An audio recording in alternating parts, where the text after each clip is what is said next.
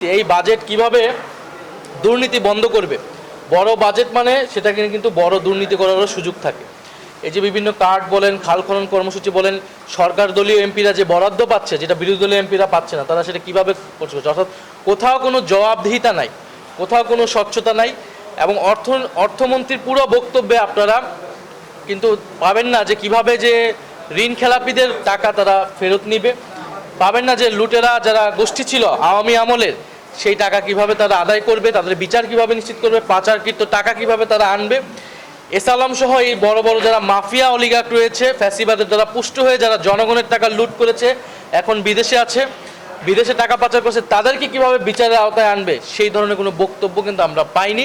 বরং আমরা দেখতে পাচ্ছি যে ইসলামী ব্যাংকে কিভাবে আবার এসালামের হাতে আবার তুলে দেওয়ার চেষ্টা করা হচ্ছে।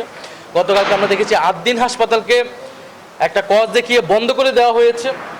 যদি সেই হাসপাতালের বিরুদ্ধে কোনো অভিযোগ থাকে সেটা সুষ্ঠু তদন্ত হওয়া উচিত, বিচারও হওয়া উচিত। কিন্তু আমরা দেখতে পাচ্ছি সরকার একটা রাজনৈতিক প্রতিহিংসার জায়গা থেকে জামাত বলেন, 11 দলীয় জোট বলেন, তাদেরকে এক ধরনের কোণঠাসা করার চেষ্টা করছে এবং বিভিন্ন প্রতিষ্ঠানের উপর আঘাত আনছে। যেখানে আমাদের প্রতিষ্ঠান তৈরি করার কথা, বাংলাদেশে এমনিই প্রতিষ্ঠান নাই, ব্যাংকিং ব্যবস্থা যেই নাজুক খাতে পরিণত হয়েছে, এখন যদি 3 কোটি গ্রাহক বা আমানতকারী যদি ইসলামী ব্যাংক থেকে মুখ ফিরিয়ে নেয়, এটা কিন্তু অন্য ব্যাংকের উপর এই প্রভাবটা পড়বে। ফলে এই সামগ্রিক ভঙ্গুর অর্থনীতিকে দিশা দেখানোর মতো কোনো বাজেট এটা হয়নি। ফলে সেই জায়গা থেকে আমাদের এই সমালোচনাগুলো থাকবে।